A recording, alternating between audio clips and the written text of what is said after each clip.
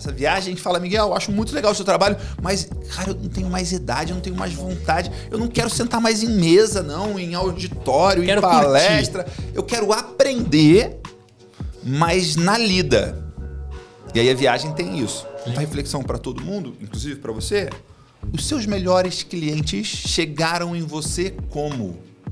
Porque quando um cliente chega até a minha empresa e entra na órbita da minha empresa através da divulgação de uma viagem, de uma missão técnica, ele entra pela porta da frente no sentido de, puxa vida, esse pessoal é sério, esse pessoal é competente, esse pessoal tem relacionamentos internacionais. Sim. Eu estou estudando sempre, estou aprendendo. Então, essa dinâmica é uma dinâmica muito interessante de você, quando você decide ser um conselheiro confiável para os seus clientes, que é ter a competência para dar conselhos e ter a integridade para merecer a confiança. Esse é o posicionamento que eu quero ter com os meus filhos, com meus amigos, com meus clientes. Tomei a decisão intencional de que 23 ia ser o melhor ano da minha vida até então, ia perder para 24. E aí, o que aconteceu em 23? Eu descobri que fazer o melhor ano da vida não é tão fácil, mas também não é tão difícil. Requer intencionalidade, plano, dedicação, planejar qual que é o mar. E aí 23, em que 95% do faturamento da minha empresa vem de clientes que vendem commodities que estavam no recorde de preço baixo, 23 foi o melhor ano de faturamento da nossa empresa.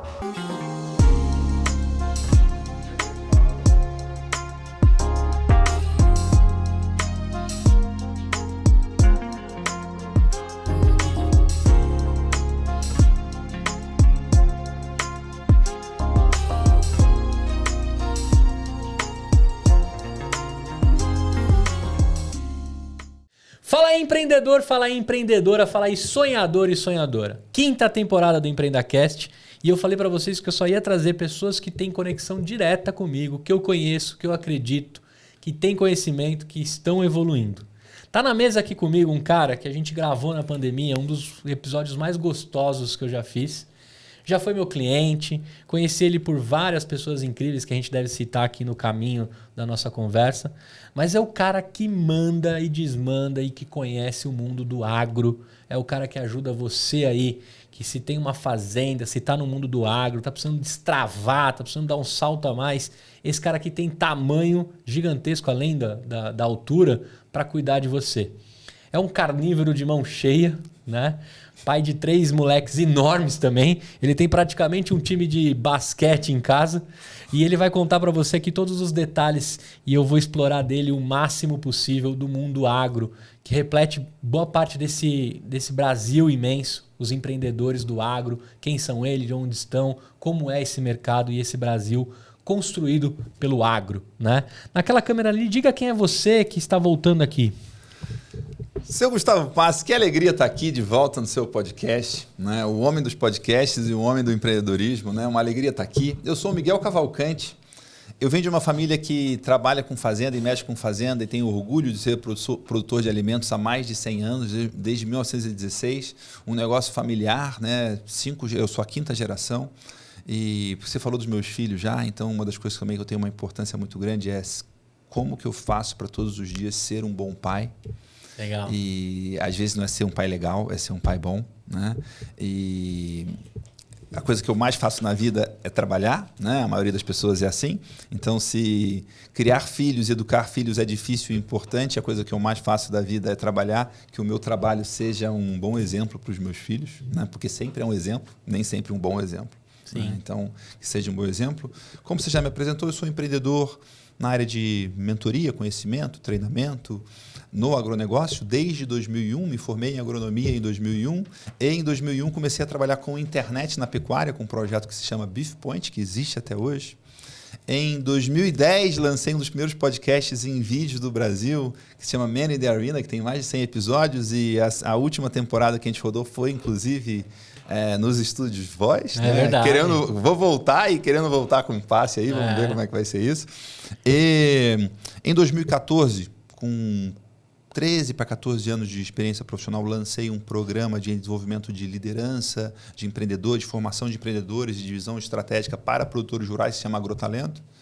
E em 2021 trouxe a minha experiência de marketing de internet, de estratégia de marketing, vendas, negociação, posicionamento de marca para fazendas e produtos do agro que vendem valor agregado, que se chama alpaca. A alpaca não é o bicho alpaca, a alpaca é a liga metálica alpaca, que é uma liga usada para fazer utensílios especiais de arreios, né? Então, argola e fivelas, é um luxo.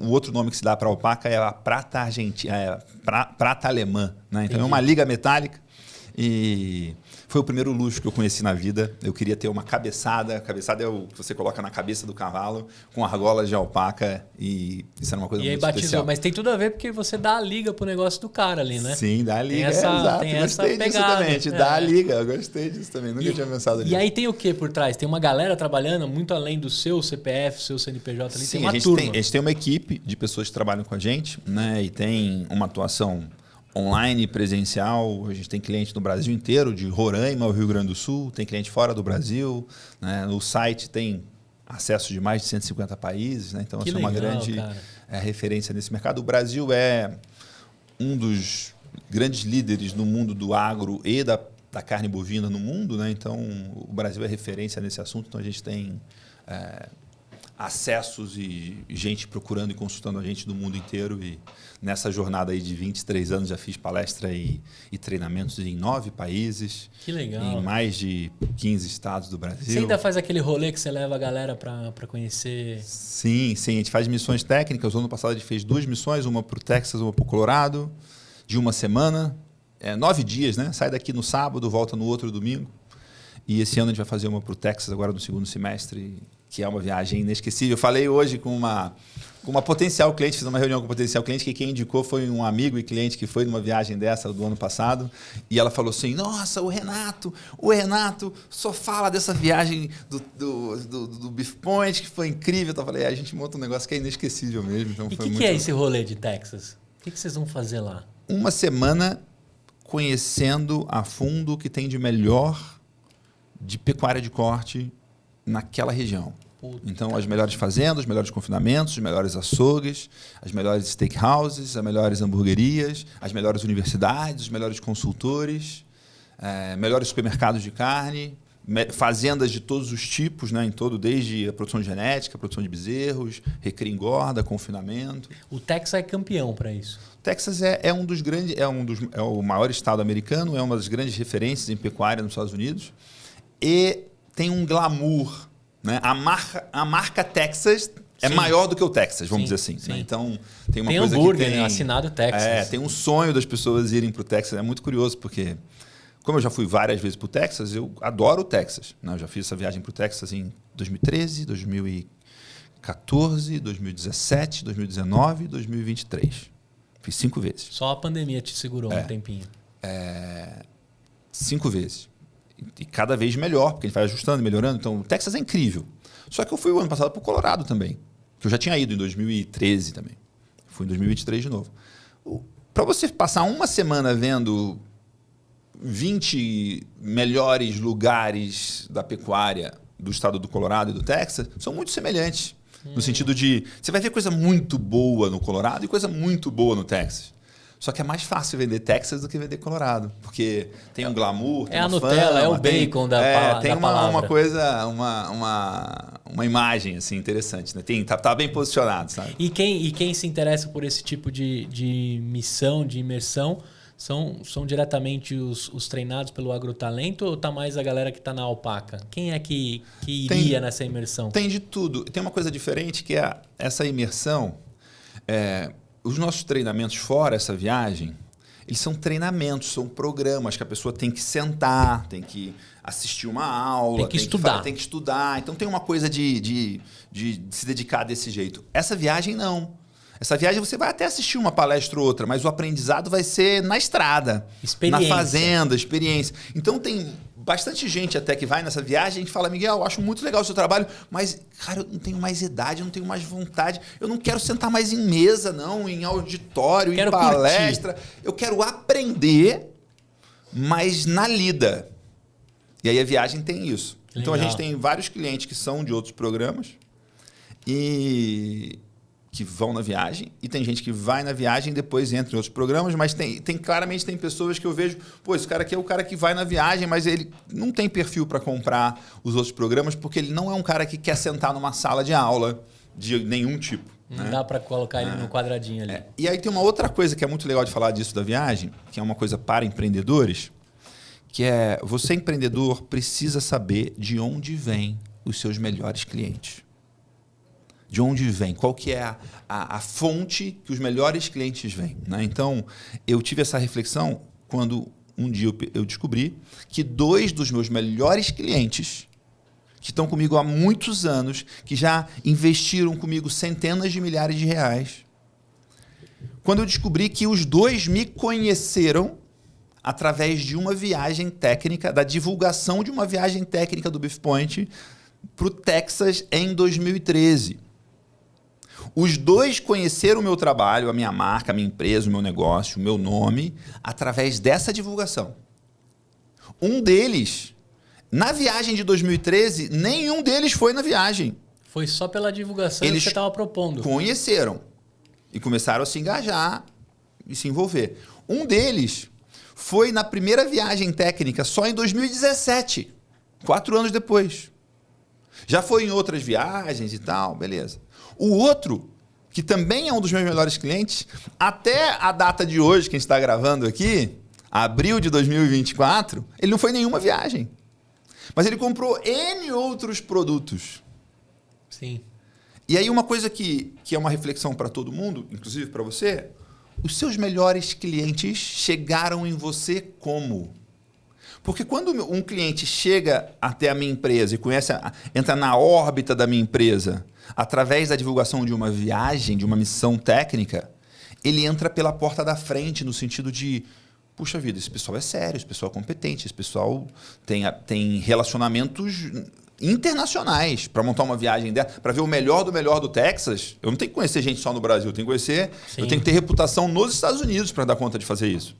Né? Então, a dinâmica, o cliente te conhece do melhor jeito possível. E aí todas as conversas para frente ficam mais fáceis. Sim. Né? Então, e aí é curioso, porque quando eu aprendi isso, eu falei, puxa vida, essa viagem, ela não é o melhor produto de margem que eu tenho. Ela dá margem, ela não dá prejuízo nem mais do que empata. Mas quando eu descobri isso, eu vi, puxa vida, essa viagem, se ela empatar, ela ainda é um excelente negócio. Sim, sim. Porque numa viagem que eu vendo 25 vagas, eu gerei 4.000 leads para conhecer essa proposta. E esses 4.000 leads vão comprar outras coisas e entraram no meu mundo através de uma porta muito boa, que eu sei que funciona bem. Você pode chamar que é um CAC divertido? Não é nem um CAC positivo ali. É o custo de aquisição de cliente divertido. Tem divertido, mas tem uma coisa de... Mais do que divertido o cliente te conheceu de um jeito muito poderoso, de um jeito muito que mostra muito das suas qualidades, das suas competências. Tipo, você tem aqui uma empresa com múltiplos estúdios de gravação de podcast. Uhum. Talvez o melhor lugar para alguém te conhecer é vindo aqui. Sim. Fala, pô, olha só a operação. O cara tem múltiplas salas, você quer gravar com grafite, você quer gravar com não sei o quê. Tipo, olha quantos podcasts tem. Tipo, apresentou o passe em 1 minuto. Sim. Né? Se eu tropeçar com você na rua, posso virar seu cliente também. Mas vai ter que me explicar tanta coisa antes. Né? Aqui não. Antes de eu falar com você, eu falo, opa... Que doideira. O cara sabe o que está fazendo, né? Ele não é menino nesse áudio de podcast, não, né? Sim. Sim. Então, essa dinâmica é muito interessante de você pensar, já que a gente está aqui no Empreendedorcast, de pensar de onde vêm os seus melhores clientes, como os seus melhores clientes te conheceram. Porque os melhores clientes, eles são encontrados e eles são criados. As suas interações com o mercado vão fazendo que pessoas que têm o perfil de se serem grandes clientes seu, cada vez mais fiquem mais próximos, dependendo de como você se apresenta no mundo. Sim. Né? E a sua imersão é a ponta dos seus serviços ou não? Você tem a sua mentoria também, ou a cadeira dentro do seu mastermind? Porque esse já é o seu produto final, já é a cereja dele. O cara te conhece pelo fim, né? A gente tem vários... Isso é uma outra coisa. A pessoa pode entrar por vários caminhos, né? Então, a gente tem desde um produto que a gente gasta dinheiro para a pessoa consumir grátis, que é um produto... eu trabalho muito com essa... No Alpaca, eu trabalho muito com portfólio de produtos. Cada produto tem uma estratégia. Né? O jeito de explicar isso, primeiro, é cafezinho da Copenhagen. Uhum. O café da Copenhagen ele foi construído como produto para resolver um problema da loja Copenhagen. Que não é aumentar o faturamento vendendo café. É aumentar o número de pessoas que entram na loja. Porque qual que é a maior objeção antiga da Copenhagen? Esse negócio é muito bom, mas é muito caro, não é para mim não. Sim. Agora que tem um cappuccino lá no fundo, que tem um café lá no fundo, eu falo, bom, esse chocolate da Copenhagen eu acho que é muito caro, mas um cafezinho eu dou conta. Um cappuccino eu dou conta. Por mais caro que seja, eu vou dar conta de tomar um cappuccino. Aí a pessoa entra na loja, paga o cappuccino e vai no fundo da loja pegar o cappuccino, o café. No caixa tem vários chocolatinhos lá de 7, 10, 12, 14 reais. Eu já entrei na Copenhagen para tomar um café e saí com uma caixa de bombom de 289 reais de cereja para dar de presente para minha mãe, que ela adora. Sim. Bombom de cereja da Copenhagen. Então, o meu ticket do café virou 300 reais. De 7,90 virou 280. 280. Mas veja que o café foi criado estrategicamente como uma maneira de gerar fluxo na loja. Quanto que fatura com um café seria a conta errada. É quanto que eu vendo a mais agora que eu tenho mais clientes entrando na loja, tomando café e muitas vezes comprando várias outras coisas. E o indicador dele é, conforme vendo mais café, quanto de faturamento cresce. Exato. Se está convertendo ou não. Tanto que na Páscoa o café está fechado. Por que o café está fechado na Páscoa? Porque vira bagunça. Porque já tem um fluxo brutal de gente entrando, a equipe, a estrutura está sobrecarregada para atender. Se for servir cafezinho, que é um ticket baixo, complica ainda mais a operação. Eles param de vender café na Páscoa. Eu não sabia disso. Para de vender café. Não dá para você tomar cafezinho na Copenhagen tipo, nos 15 dias pré-Páscoa. Esquece. Tipo, os caras estão vendendo ovo e de caixas empilhadas. Você tem que desviar de caixa. Não faz sentido. Então, só que todo negócio pode ter um cafezinho da Copenhagen. Todo negócio pode ter o que a gente chama de produto cunha, o produto que você entra no cliente, que você começa uma relação. O que é? É o primeiro sim. É um sim fácil. Sim. Né? Se você chegar para um potencial cliente de podcast e fala assim, viu, você não quer me contratar um plano anual e vai custar tantos mil reais, não sei das quantas, o cara fala, pô... pera lá. Não. Nem sei se eu vou gostar. Exato. Qual que é o sim mais fácil do cara te dizer e que ele degusta? Igual quando você toma um cappuccino da Copenhagen, você provou o chocolatinho da Copenhagen. Você sabe o gosto. Sim. Você sabe como é. Primeira droguinha é oferecida. Aí acabou. Eu que sou um gordo sem controle. 280 você pagou barato. Porque se eu entrar lá com dinheiro, esquece. Tem que sair com um carrinho de mão. Não, assim, eu saio com diabetes. Sabe, meu Miguel, que a minha mãe fazia vitamina. Sabe onde ela batia a minha vitamina? Eu sou um gordo clássico, né? Na máquina de lavar, velho. Tô brincando. De tão comelão que eu sou. Mas, tirando a brincadeira, a construção dos seus produtos, hoje você tem todo tipo de ticket e todo tipo de entrada. Sim. E também eu entendo que você é muito convidado para palestrar e às vezes não tem nada a ver com o que... Quer dizer, tem a ver com o seu mercado, mas não necessariamente seus alunos ou seus clientes. Você vai para alguma convenção, alguma coisa do agro que os caras te chamam lá para dar uma visão estratégica de marketing. Sim. Consequentemente, ele se apaixona pela sua pessoa, pelo seu produto e depois passa a comprar. E às vezes você vai até para umas palestras que você foi convidado, né? Não foi nem palestra paga em si. Vai para convenções. Sim, olha só, a gente é muito contratado há muito tempo, né, para fazer palestras em eventos que de alguma forma são do agro. Sim. Às vezes é uma empresa, uma entidade, uma associação, ou uma empresa que é para a própria equipe, convenção de vendas. Né? E a gente leva a nossa experiência, o nosso conhecimento. E é muito curioso porque também é uma oportunidade de pessoas que não me conhecem, ou não conhecem tanto, ou me conhecem há muito tempo, me reconhecerem, me conhecerem de novo. Aprofundar. Então, por exemplo, o ano passado, fui dar palestra num evento de uma empresa de consultoria que é muito parceira nossa há muito tempo, a gente faz muita coisa junto. E nesse evento tinha, 300, 400 pessoas, produtores rurais que trabalham com pecuária, a maioria pecuária de corte. E nesse evento, vou dar um exemplo específico de uma pessoa, que é um cara que é meu amigo e foi meu cliente por muitos anos. Conheço ele há mais de 20 anos. Conheci ele em 2001, nem era formado ainda. Uhum. E chega no final do evento, né, no final da minha palestra, e fala: Miguel, assisti sua palestra, é incrível. Nossa, como mudou, tô muito diferente. Eu falei: cara, é claro que mudou. Você lembra quando foi a última vez que você viu uma palestra minha? Ele falou: naquele evento que você fez em Ribeirão, lá, grande e tal. Eu falei: o último evento grande em Ribeirão que a gente fez do Beef Point foi em 2015. Estava em 2023, tinha 8 anos. Pô, em 8 anos, se eu estivesse fazendo a mesma palestra, você estava com um problema sério. Sim. Né? Quanto mudou, quanto que eu aprendi, quanto que a gente inovou, quanto que a gente criou coisas novas nesse processo. E aí a pessoa fala: puxa vida, esse negócio tá muito bom. Então tem E esse cara bebe numa fonte diferente, porque ele se renova. Exato, né? Eu estou o tempo todo me atualizando. Eu sou professor e sou aluno. Sim. Né? Eu estou estudando sempre, estou aprendendo. Então, essa dinâmica é uma dinâmica muito interessante de você. Quando você decide ser um conselheiro confiável para os seus clientes, que é ter a competência para dar conselhos e ter a integridade para merecer a confiança. Esse é o posicionamento que eu quero ter com os meus filhos, com meus amigos, com meus clientes. Isso é uma jornada de vida. Porque o Miguel competente de 2015, se tivesse ficado parado, Sim. não era mais tão competente em 2024. Né? Tinha enferrujado. Tinha enferrujado. Eu estava viciado. E tem gente que tá igual, entendeu?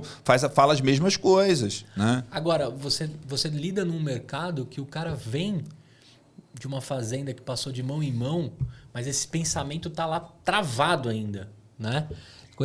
Eu vejo muitos, e quando a gente conversou na época que eu cuidava do seu podcast, que às vezes o cara vinha perpetuando esse enferrujado.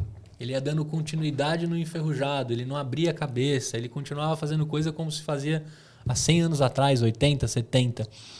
O agro tem isso? Ou é só a fazenda? Como é que você faz para entrar na vida desse cara e falar assim: irmão, sai de 1970, sai de 1980, sai de 90 e vem para 2020, carro voador, sei lá. Como é que você faz isso com esses caras? As pessoas elas estão cada vez mais percebendo que as coisas estão mudando. O cara fala: puxa vida, eu estou trabalhando mais e estou fazendo as mesmas coisas, tudo direitinho, e não está dando resultado, está faltando alguma coisa. Quando eu lancei o Agrotalento lá em 2014, tem 10 anos, foi o meu olhar para o mercado e falar assim: quais são as competências que me forjaram como empreendedor até hoje, desde que eu me formei, coisas que eu aprendi na marra, que ninguém me ensinou, coisas que eu fui atrás catar pelo mundo. Fui aprender sobre vendas, não sabia nem qual livro comprar. Não tinha curso de vendas, não tinha nada. Sim. Lá em 2001. Você ia na livraria, tinha um outro livro e o cara não sabia te indicar. Não, e você bebia de outras fontes, não outras necessariamente fontes. Do agro. Não, tipo... provavelmente eu sou a primeira pessoa do Brasil a ter Kindle. O Kindle foi lançado nos Estados Unidos em 2007. Eu comprei o Kindle em maio de 2008. Porque eu fui para os Estados Unidos fazer um curso com Seth Godin e comprei o Kindle. O Kindle era só 3G, só funcionava nos Estados Unidos. Não tinha como baixar os livros no Kindle. Você tinha que comprar o livro no site, cabo USB, fazia download pelo site, passava pelo cabo USB pro aparelho, versão número 1. Igual a gente fazia com os iPods. Exato, geração número 1. Por que eu comprei o Kindle? Uma vez eu vi uma palestra do Oliveto que ele falava assim: tem 2 tipos de leitores. Tem um leitor defensivo, que lê para não ficar para trás, e tem um leitor agressivo, que lê para ficar na frente. Eu claramente sou o leitor agressivo. Quando eu comprei o Kindle, eu falei: agora eu consigo ler o livro que lançou hoje, no mesmo dia que o cara que mora em Nova York. Porque eu vou conseguir comprar. Lançou hoje, eu compro hoje o livro. Começo a ler hoje. E não necessariamente só do mundo agro. Você lê de tudo. De tudo. De marketing, de vendas, de liderança, de influência, de gestão, de mudança. E, ao mesmo tempo que um dos grandes segredos, que não é segredo, é que fazenda é uma empresa. Fazenda é uma fábrica. Só não tem telhado. É uma fábrica a céu aberto. Fazenda não é sobre gado, sobre tratores, sobre plantação. Fazenda é sobre gente. Como qualquer empresa. Né? E aí as coisas você começa... E aí muito do nosso trabalho é ir atrás do que tem de melhor no mundo de conhecimento de áreas que a gente considera relevante. Então é liderança, gestão, estratégia, pessoas, negociação. Pegar o que tem de melhor no mundo e deixar tropicalizado e sertanejo o suficiente para o cara conseguir aplicar na fazenda dele. Tem uma tradução. Sim. Né? E tem coisas que não funcionam. Então a gente vê muita gente hoje querendo fazer com que tudo funcione seguindo uma fórmula só. Não, a gente entende os princípios das coisas. Né? Quando você olha para o nosso programa de marketing, que é a Aceleradora Alpaca, eu atendo 6 diferentes tipos de clientes. Você fala, são muito diferentes. O cara que vende touro, e o cara que vende genética, o cara que vende consultoria, o cara que vende uma startup no agro. Fala, mas o que tem a ver consultoria, startup e touro? Tem tudo a ver. O processo de vendas é longo, complexo e caro. Você tem poucos clientes. Você tem uma venda que precisa de autoridade, de relacionamento, de proximidade. É uma venda de ticket muito alto, o custo de aquisição do cliente, o CAC é alto, o CPV, o custo por venda é alto. Se você cuidar bem do cliente, o LTV, né, o Lifetime Value, o valor da vida do cliente é alto. Então tem uma... E é totalmente diferente de vender commodity. Sim. Então, vender consultoria no agro, vender uma startup no agro, e vender touro, e vender cavalo, é muito parecido. Apesar de serem produtos totalmente diferentes. É muito parecido entre si e é muito diferente de vender soja. É muito diferente de vender gado comercial para o frigorífico. Então tem uma série de elementos, de princípios que funcionam muito bem aqui, que são diferentes disso aqui. Aí a gente criou uma metodologia para a pessoa aplicar essa metodologia no negócio dela. Legal. E aí tem o nosso acompanhamento. E aí tudo que a gente faz também de programas mais avançados, tem conhecimento validado, moderno, testado, tem acompanhamento, porque não adianta eu te ensinar hoje, se vira e amanhã você vai passar esse ano implementando sozinho, não vai funcionar. É muito difícil dar certo. Tem que pegar na mão. Tem que acompanhar, tem que pegar na mão. Porque você vai tropeçar e eu vou ter que ajudar você a recorrigir a rota. Né? E a terceira coisa é a comunidade. De pessoas que estão fazendo as mesmas coisas. Porque o ano passado foi 2023 foi um ano de preços recordes para baixo da maioria das commodities do agro. O preço do boi estava nos menores preços dos últimos 30 anos. Estava alinhado com os piores preços dos últimos 30 anos. Não estava fora, mas estava... Sabe, você pega os últimos 30 anos, variações de preço. O ano passado estava conversando com os piores momentos. O cara precisa de conhecimentos específicos para navegar nessa época, nesse período. Sim. Quem não tem esses conhecimentos, vendeu muito pouco ano passado. Tem gente que vendeu menos de 10% do que poderia vender. O cara podia vender 100 touros, vendeu 7. Não é cliente nosso. Os nossos venderam em agosto tudo que tinham para vender. Antes de fechar o ano. Porque mágica, porque tem um método, tem uma coisa a fazer, tem um trabalho. E que ninguém está fazendo. Então, se você está fazendo... Sim. Só que também, ao mesmo tempo, não é uma coisa que você faz hoje e dá resultado hoje. Né? Pô, hoje você vem aqui, o Estúdios Voice bombando, não sei o quê. O que você fez essa semana que está cheio aqui? Nada, na verdade. Né? Você segue fazendo, tem anos. Sim, né? sim. Do Neida, né? Que a galera fala, do nada começou a aparecer gente aqui, né? É só sorte. O grande lance que eu fico abismado assim, quando eu acompanho as suas redes e a gente conversa, é que o agro ele é tão dominante do PIB brasileiro, ele tem tanto empreendedor. Esses dias eu vi um corte que vende mais caminhonete no... Sim, ficou famoso esse corte. Ficou famoso, né? Vende mais caminhonete no agro do que BMW, Mercedes aqui no urbano. Porque, cara, o dinheiro tá lá. Tá com essas pessoas, tá nessas construções.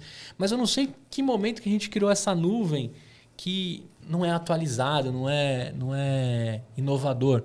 E aí, quando eu passo a te conhecer, eu entendo que o agro é onde vem as principais inovações do nosso país. Sim. Os caras absurdamente estão testando coisas que vão ser usadas em 2025. O drone, antes mesmo de aparecer nos prédios e nas casas das pessoas, já estava sendo usado. Sim, tem pra gente teste. brincando de drone, né? Na cidade. No agro tem gente usando o drone para pulverizar, para fazer trabalho mesmo. Sim, animal. Né? E os caras já testaram isso antes mesmo de chegar, os primeiros aqui. Sim. Então, o agro é um negócio de muita tecnologia hoje, de muita eficiência. Tanto que o Brasil é estado da arte no mundo, pô. Nós somos considerados o estado da arte. Estado da arte. Por que a França quer colocar um monte de obstáculo contra o Brasil? Porque o Brasil é extremamente competitivo, porque o Brasil é extremamente eficiente. E, ao mesmo tempo, coloca barreiras ambientais, pergunta quantos % da área da França é preservada. É menos de 1%. O Brasil é mais de 60%. Da vegetação nativa brasileira é preservada. A legislação ambiental que o produtor brasileiro segue é das mais rígidas do mundo. No Brasil, o produtor rural ele é obrigado, por lei, dependendo da área que ele atua, a região que ele está, né, o bioma que ele está, no mínimo 20% da área dele, que ele é dono, que ele pagou, ele tem que preservar. E não tem... E isso vai de 20% a 80% quando você está na Amazônia. Não tem nenhum lugar no mundo que tem 20%. Você vai na França, é 0%. O cara corta o que precisa cortar. Nos Estados Unidos é 0%. Você fala para um americano que existe a lei da reserva legal, que é essa lei no Brasil, o cara não entende. Como assim? A sua área é privado, é seu? Como é que você tem que preservar? Ele não entende. Ele fala, mas como assim? Não estou entendendo. Se é seu, como assim que a lei... Não, é isso mesmo. Não pode, ponto. Não pode. Né? E é claro que em todos os setores tem gente fazendo coisa errada. Sim. Mas é exceção. E não é quem a gente está defendendo, quem a gente está cuidando. Né? Então eu chego para todos os meus clientes, o olhar estratégico do negócio, tipo, o cara tem... a minha família tem mais de 100 anos de fazenda. Isso não é um absurdo de tempo. Sabe? Tipo, você tem 15 anos, sei lá, 20 anos de podcast. Em podcast, 20 anos é muito. Sim. Né? 20 anos de fazenda não é nada. O cara só está começando. Sabe? 100 anos é mais ou menos. Tipo, tem gente que tem 300 anos da família mexendo com fazenda. Né? Então, quando você olha para um negócio de longo prazo, é burrice você não preservar, você não cuidar. Porque você quer que o seu tataraneto esteja naquela fazenda produzindo. Como é que você não vai cuidar, cara? Sim. Não faz sentido nenhum, sabe? Então tem uma visão de longo prazo muito diferente, né? Que outros setores não têm. Pô, marketing digital. Pô, eu tenho 10 anos de marketing digital. Incrível, Miguel, você é um dinossauro. Cara, 10 anos, cara, não é nada. Tipo, sabe? Tenho 20 anos de vida profissional no agro, 20 anos eu estou começando, né? Ainda é considerado um novato. É um novato, é um guri. Um guri. Agora, cara, a gente falou sobre livros e falou sobre Texas. Primeiro sobre Texas e quando a gente fala que Brasil é exemplo. Você acha que pode inverter a jogada de você ser o Cicerone aqui recebendo caras do Texas e do mundo inteiro? E o Brasil sendo o local da imersão? Isso já acontece, eu já fui esse Cicerone, né? Ah, é? Em 2014, um grupo de produtores do Texas veio para o Brasil fazer um tour. Inclusive, um dos caras que estava participando, organizando, é muito amigo meu. Já veio dar palestra em evento nosso aqui e tal. E eles fizeram um tour e eles foram... Eu morava em Piracicaba na época, eles foram na minha casa, a gente fez um churrasco para eles, uma turma de uns, 25 texanos, a gente fez um churrasco para eles, com carne boa do Brasil, os caras piraram, foi muito legal. Eu te pergunto isso porque nessa sua fala e analisando, a gente tem aquele complexo do vira-lata, né? Vamos para tal lugar ver, porque lá é melhor. Sendo que aqui, então, nós somos o estado da arte.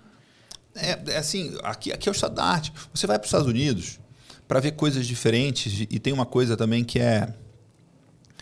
Eu só aprendi com um amigo na primeira viagem que a gente fez para a Austrália em 2012, primeira viagem técnica nossa. Esse meu amigo falou assim, Miguel, viagem não é deslocamento geográfico. Viagem é deslocamento de percepção. Você ir para um outro lugar, num outro ambiente, longe de casa, com uma outra realidade, faz com que a sua cabeça se abra de um jeito diferente.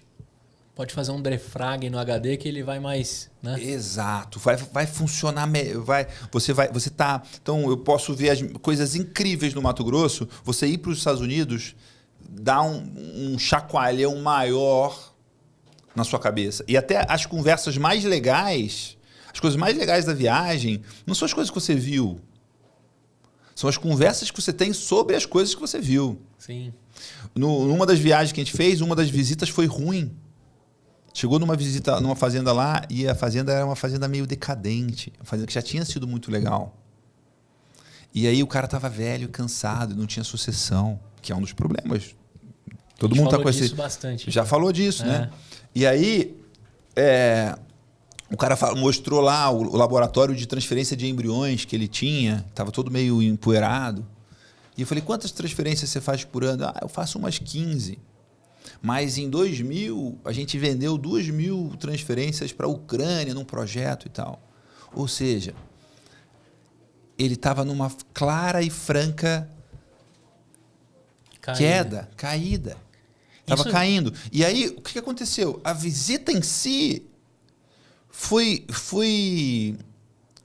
triste. De você olhar e falar assim, puxa vida, isso aqui está tudo... Você vê que o negócio está derretendo. Uhum. Mas aquela visita gerou uma conversa do grupo de brasileiros sobre o que eu vou fazer para não ficar daqui a 10 anos igual esse cara. Que coisas que a gente aprende, que coisas que eu vi, que coisas que eu percebi, que coisas que... E aí veio várias coisas assim que a gente está muito focado hoje, que é, primeiro, você está vivendo isso nesse momento no seu negócio. As pessoas querem fazer negócio com quem está vencendo. Sim. E as pessoas, quem são as pessoas? A sua equipe. Os seus filhos, se você quer que seus filhos trabalhem com você. Os seus parceiros, os seus clientes, todo mundo se aproxima de você se você está ganhando. E se você está perdendo, tem gente que vai querer fazer negócio com você, mas é um negócio que tem uma bota no seu pescoço, pisando aqui. Eu não quero fazer negócios que tem bota no meu pescoço. Sim. Né? Então você tem uma obrigação de estar vencendo para continuar vencendo. E às vezes tem que fazer um esforço hercúleo para conseguir entregar isso, para isso acontecer. Né? Você tem que estar crescendo, você tem que estar avançando, você tem que estar inovando, você tem que estar atualizado. Esse caso que você foi lá, qual você acha que foi o ponto que o tiozão não conseguiu dar continuidade lá? Era a idade e a sucessão? Na hora lá que você observou? Olha só. Qual foi a sua maior sacada lá, além de ser o... A minha sacada lá é que a verdade é que você pisca o olho e passa 10 anos. E se você vem fazendo as mesmas coisas, você não segue em linha reta, você vai decaindo. E você vai cansando. Então, ao mesmo tempo que eu tenho que ter consistência e tradição, eu tenho que ter novidade. Qual que é a novidade do passe de 24? Qual que é a bandeira que você vai fincar no chão em 2024? Qual que é o marco do seu ano?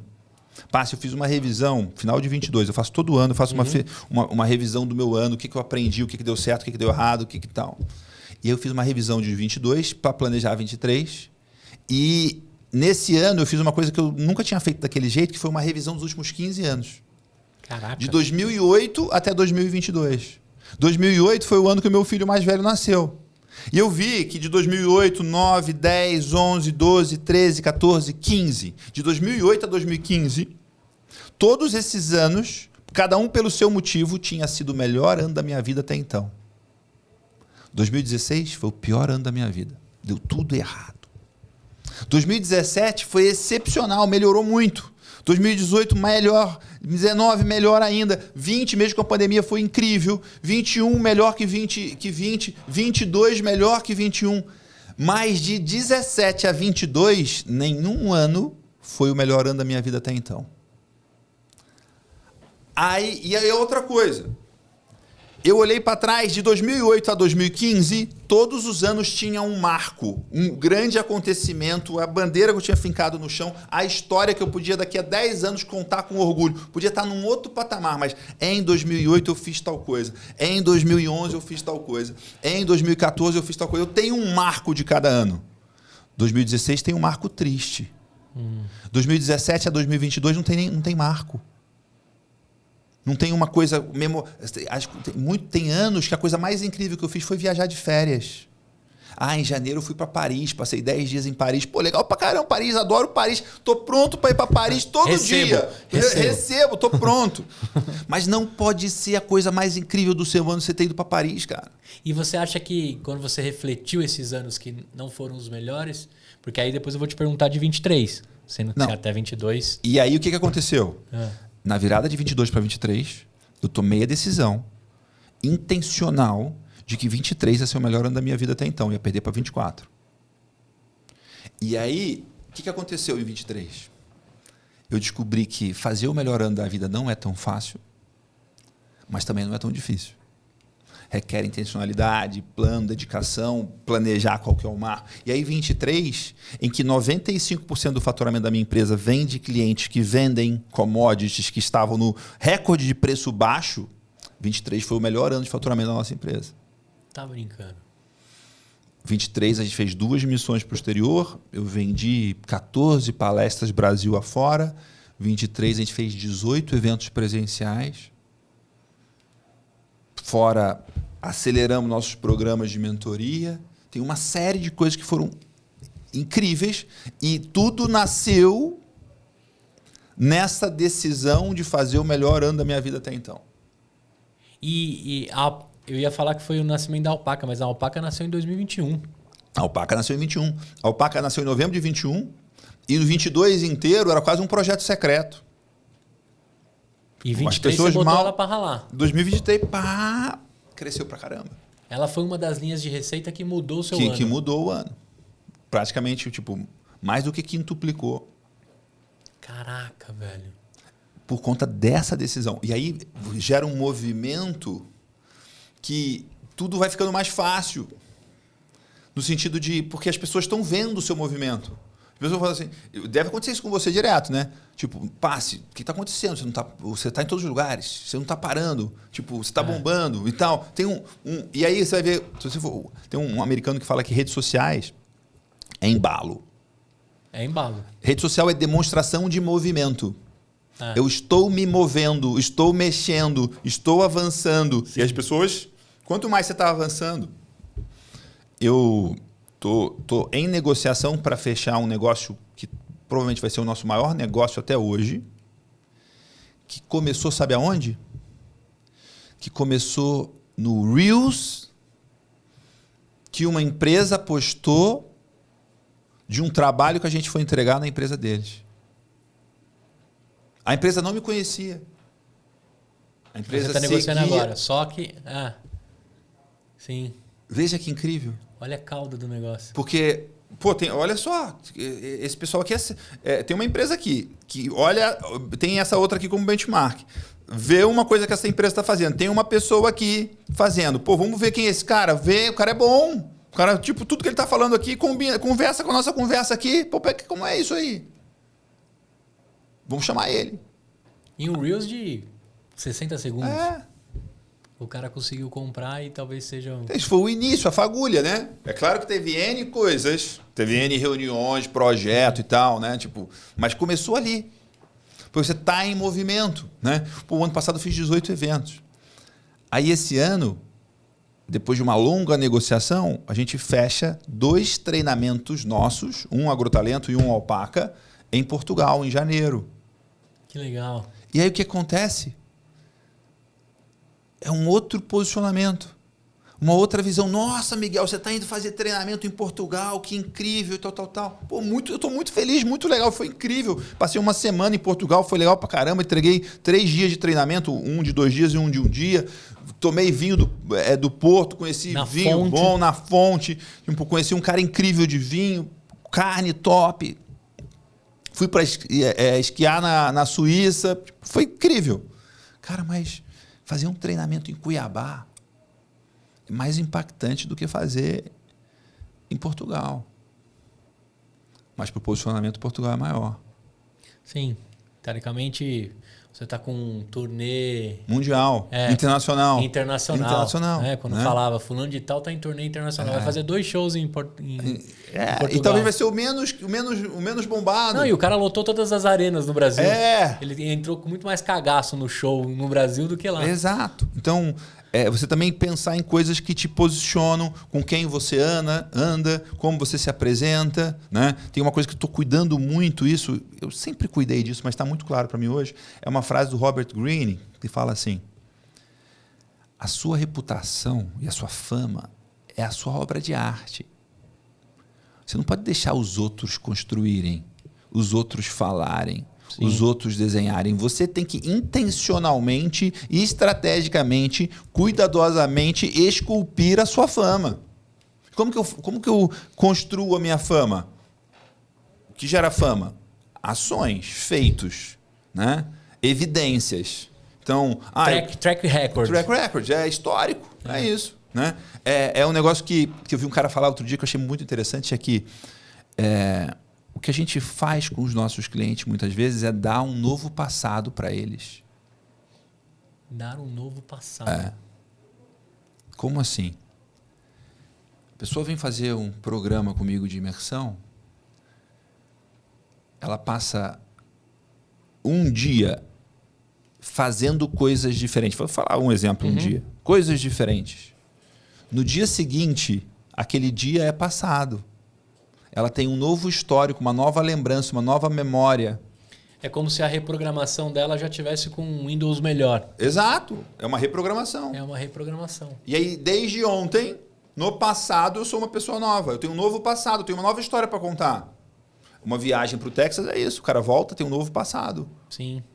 Né? Eu fiz eu coloquei em prática um plano de marketing esse ano, e aí aconteceu o ano e eu vendi toda a minha produção. Eu tenho um novo passado. Num ano de crise eu vendi tudo. Cabe a você revisitar esse passado para tirar o melhor dele, para construir novos passados até. Né? E essa é uma coisa que eu estou falando isso aqui, quando eu era criança eu ficava muito, eu tinha uma preocupação, um incômodo com isso, que era tipo, mas amanhã vai ser hoje? E ontem era hoje, que virou ontem. Eu tinha dificuldade de entender isso. Como que você escreve o novo passado? Vivendo coisas incríveis hoje, intencionalmente. Marcas são construídas assim. Sim. Marca não é o logo, não é o Instagram, não é o site, não é o número de seguidores, não. Sim. Marcas são, a definição de branding lá do David Aker marca é histórias, relacionamentos, expectativas que o cliente tem em relação a você. Histórias, memórias, relacionamentos e expectativas. Se der tudo checked, provavelmente ele vai ter das melhores parcerias, dos melhores momentos que ele construiu. É isso. E provavelmente vem os convites de sociedade, de novos produtos e por aí vai. E aí começa a surgir oportunidade, com certeza. Porque ele também entende que o fato de, né, como você é professor e aluno e está sempre bebendo de uma água nova, ele entende que por osmose, né, Sim. ele pega isso. Sim. E está sempre se atualizando ao mesmo tempo que quando você já tem uma bagagem, eu vejo que cada curso, cada mentoria, cada mastermind que eu participo, cada livro que eu leio, é um tempero novo no caldo que eu já tenho. Então não é tipo, um livro que eu li aqui mudou tudo. Não, ele se adicionou num Sim. caldo muito... Tipo aquela sopa indiana. Uma sopa grossa, tem muita coisa ali, tem substância, entendeu? Sim, sim. Tipo, você vai lá e vê uma palestra incrível sobre podcast. É um tempero a mais num repertório enorme que você tem. Sim. E aí você tira sacadas e reflexões e insights daquilo que ninguém tira. Porque ninguém tem a história que você, a vivência que você, né, a bagagem que você... Né? Eu vi outro dia um cara que eu gosto muito, não conheço ele pessoalmente ainda, chama Jesse Itzler. Um cara que, bilionário, montou uma marca de água de coco nos Estados Unidos, chama Zico, que vendeu por bilhões para a Coca-Cola. Montou uma empresa de jato compartilhado, que vendeu por bilhões também. Um cara muito bem sucedido e um cara desencanado, engraçado. E ele é o cara que está projetando e está desenhando e está planejando as coisas para tipo, ter anos definitivos, ter acontecimento, ter realização, ter tipo, uma coisa tipo, qual que é o grande feito desse ano? Qual que é a grande conquista desse ano? Mas de feitos pessoais ou dentro dos negócios dele? Pessoais e dos negócios. O cara está muito mais hoje vivendo a vida dele, vamos dizer assim, mas você pode trazer para as marcas. Porque é uma marca que você respeita. Pô, o que o Red Bull faz, cara? Pô, o Red Bull, cara. Cara, é um negócio, tipo, não dá para tomar aquilo não, cara. Né? Dá. Não sei se eles patrocinam você. Não, dá para tomar. Mas é curioso saber que eles não têm uma fábrica própria. Né? Não, para que vai ter fábrica? Contrata alguém para fazer e enlatar aquilo, né? Tipo, Sim. o legal do Red Bull não é o produto, não. É tudo que está por trás É toda a história e tal, né? Eu acho incrível o conteúdo, não tomo, não. Você sabe que, você falando sobre o sucesso e a provocação, eu sou um subido oficialmente, né? Eu comprei lá a comunidade do Sobral. Sim. E uma das conversas dele, ele fala o seguinte: o sucesso fede.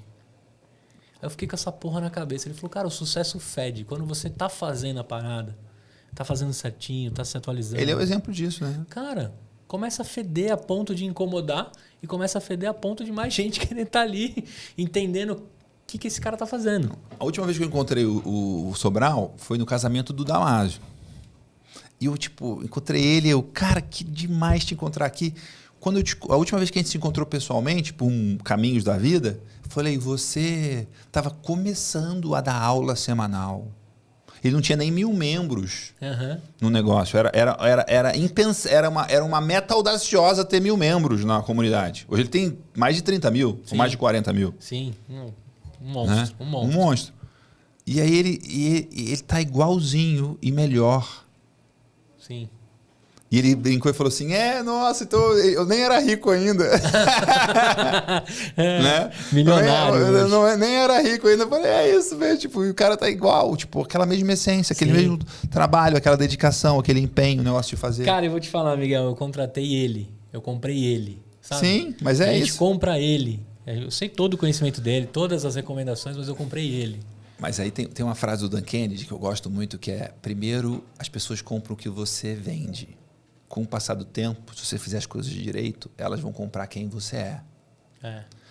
E o ano passado, eu tenho certeza que eu não vendi nenhuma palestra sobre gestão de fazendas, nenhuma palestra sobre marketing no agro, nenhuma palestra sobre liderança no agro. Eu vendi todas as palestras que eu vendi foram palestras do Miguel Cavalcante. No palco.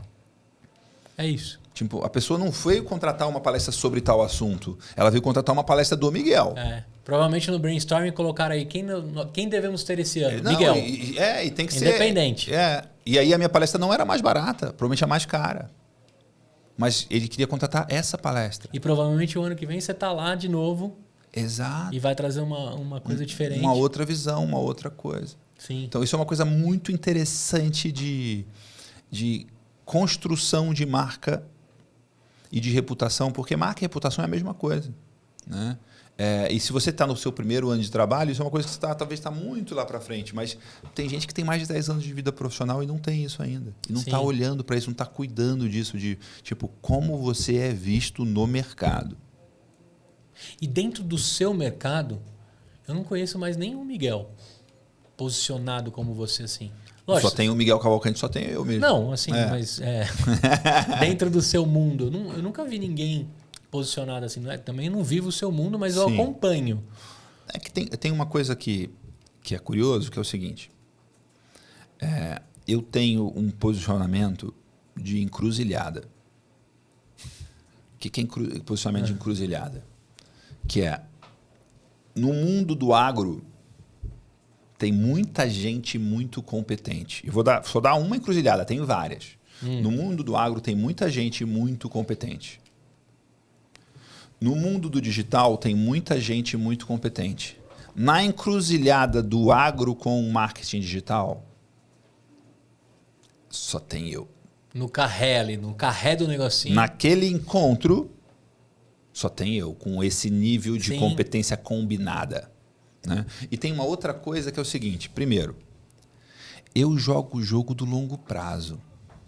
Cara, quando eu comecei lá em 2001, cara, não tinha nem smartphone ainda. Sabe? Internet banda larga era uma coisa, uma iguaria. Escrevendo nos HPG da vida. Laptop era uma coisa cara. Muito cara. Sabe? Hoje você compra na Casa de Bahia, um computador baratinho. Sim. Por 2003, eu lembro que eu comprei um laptop por R$6.000, cara. Que nos dinheiros de hoje... R$6.000 em 2003 era muito dinheiro. Para mim era muito dinheiro. Muito dinheiro. E eu fui roubado. E roubaram meu laptop. Eu tive que comprar outro. Se roubava laptop. Era tão valioso que se roubava. Hoje se rouba iPhone. Né? Mas laptop quase não se rouba. É. Não tem. Por que se rouba muito iPhone e pouco laptop? Porque vale menos. Né? Então tem uma coisa do visão de longo prazo e tem essa visão de conselheiro confiável. Cara, eu quero ser extremamente competente a ponto de dar conselhos para os meus clientes. Sim. Então, e como tem uma coisa que é continuada ano após ano, cara, tem mais de 20 anos que eu faço coisas diferentes, mas de um certo olhar na mesma linha, eu tenho acesso a gente muito boa do agro. Sim. Tem gente que está começando que o cara não está jogando esse jogo de longo prazo, não está jogando o jogo de ser uma referência e ser competente de verdade. Então, ele não tem acesso ao presidente da empresa. Ele não tem acesso ao número 1 da empresa. Ele não tem acesso a grandes grupos. Né? É o que um amigo meu chama de guruzinho. O cara quer ser um guruzinho. Eu não quero ser nem guru, quanto menos guruzinho. Tipo, agora, eu tenho mais de 20 anos, em qualquer roda que você andar do agro, as pessoas vão falar coisas parecidas sobre mim. Miguel é um cara muito dedicado, muito sério. A palavra dele vale, o cara honesto, íntegro, consistente pra caramba. Um monte de gente já tentou fazer coisas e parou. Eu sigo fazendo. Sim.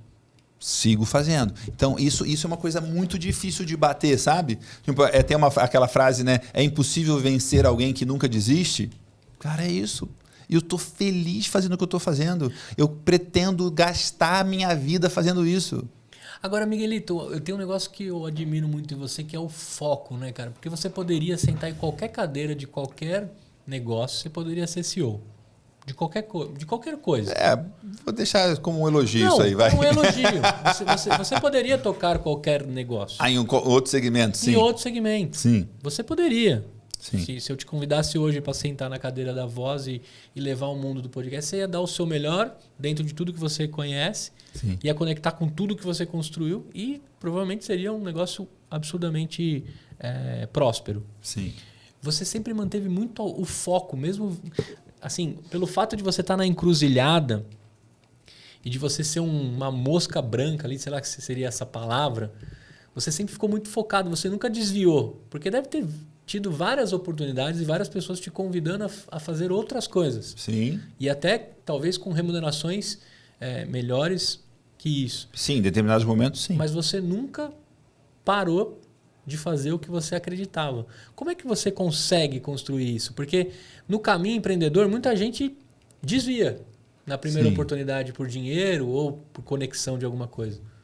Tem uma coisa que nem todo mundo conseguiu encontrar ainda, mas para mim tem uma coisa muito clara de propósito. Sabe, o trabalho da minha vida é ajudar o produtor a ser mais protagonista. E ponto. E ajudar o produtor a ser mais dono do seu negócio. E isso tem um efeito cascata poderosíssimo. O produtor sendo mais protagonista, sendo mais dono do seu negócio, tendo um negócio mais robusto, os alimentos que o mundo vai consumir vão ser melhores. O Vicente, o Antônio, eles vão É isso. Usufruir disso. Os projetos que eu me envolvo é isso. São projetos que eu quero ter a comida dentro da minha casa. Sabe? Eu quero... Qual que é a carne que eu quero ajudar a crescer a marca? É a que eu quero comer lá em casa. Não quero ter carne feita em fábrica, em laboratório. Eu não quero essa carne, não. Não vou ajudar a crescer e não vou comprar também. Porque a carne do futuro, inclusive, é uma carne que se parece com o que se produzia lá atrás. Vai no supermercado hoje... Eu vi outro dia um negócio que eu falei, nossa, que incrível. O iogurte mais premium que tinha, sabe o que estava escrito no rótulo?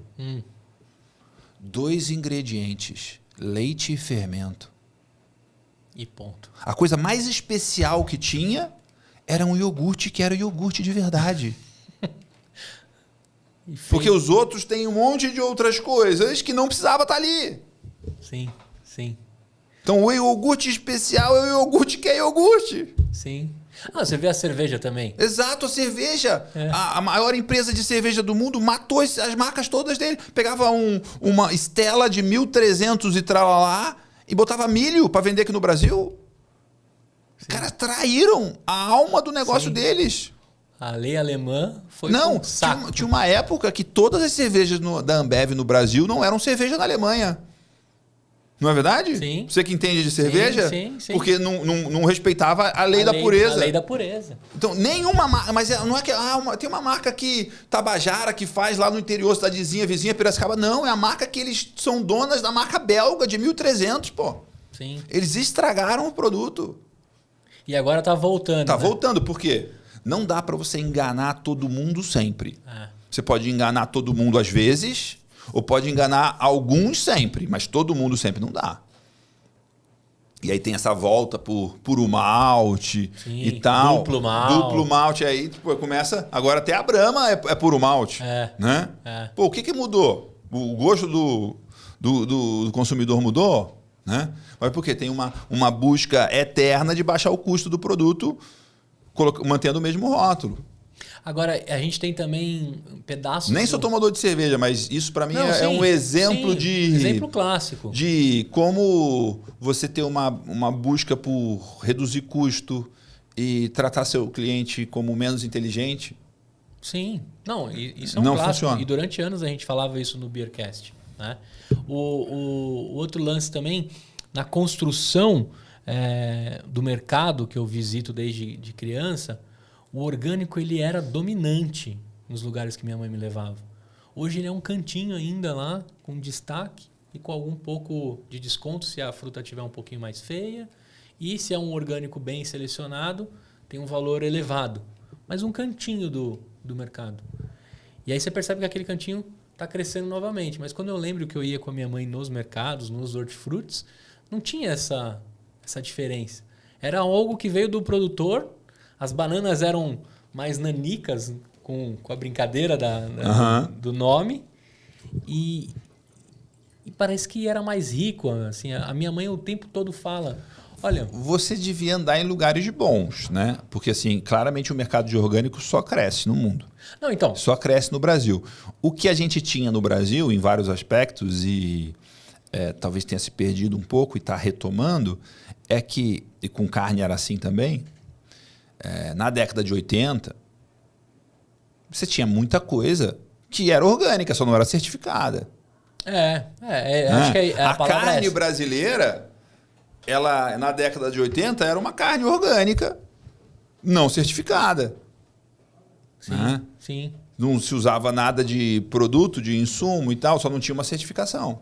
O melhor leite que eu tomei na minha vida é que os caras jogavam lá na garagem da minha mãe. Tinha que colocar as garrafas lá dentro, assim. Que provavelmente veio direto do produtor. Do produtor. Mas e hoje tá voltando fortemente. Alguns mercados estão dando muito mais ênfase nisso. Mas a gente vive esse lance do abre, do fecha, do assunto. Sim. E as retomadas. Agora, eu queria te fazer uma pergunta. Você como apreciador, um cara que já viajou tantos países, qual que você acha que é a melhor carne do mundo? Você que é um carnívoro oficial. A melhor carne que eu já comi na vida... E olha que eu tenho como tarefa, em todos os lugares que eu vou, comer a melhor carne que tem no lugar. Certo. A melhor carne que eu comi na vida foi numa cidade no Rio Grande do Sul que chama Dom Pedrito. Dom Pedrito. Numa região que chama Ponche Verde, que tem um terroir ali, um solo tem uma vegetação que dá um sabor especial para a carne, de um gado especial de carne de qualidade, criado por um cara que entende muito disso, escolhido por um cara que entende muito disso, que levou no frigorífico, escolheu as melhores carcaças e assou para mim um assado de tira há muitos anos atrás. Eu lembro até hoje como se fosse inesquecível. E eu estou muito pronto para provar a carne que vai ser a nova carne que eu mais gostei da vida até agora. Esse é um desafio, né? Que você vai fazer. Mas essa é uma boa memória. E porque carne, como a maioria das coisas, tem história. Né? Uma vez eu levei um produtor de vinho para dar uma palestra num evento de pecuária. E ele falou, 70% do valor do vinho está fora da garrafa. É a história, é a memória, é a experiência, é a vivência. Então, o vinho mais especial que eu já tomei na vida, e mais caro também, ele não é mais especial pelo vinho, mas pela história que eu construí com aquele vinho. Uhum.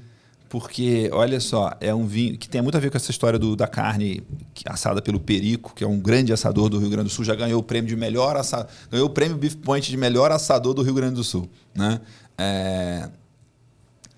O vinho mais especial que eu tomei na vida foi porque eu estava entrando num restaurante para jantar na Califórnia, durante uma missão técnica do Beef Point, conhecendo a pecuária na Califórnia em 2014, e eu descendo do ônibus da excursão para entrar no restaurante, eu lembro como se fosse hoje, descendo do ônibus, antes de entrar no restaurante, eu recebi a mensagem da gravidez do Francisco, do meu terceiro filho.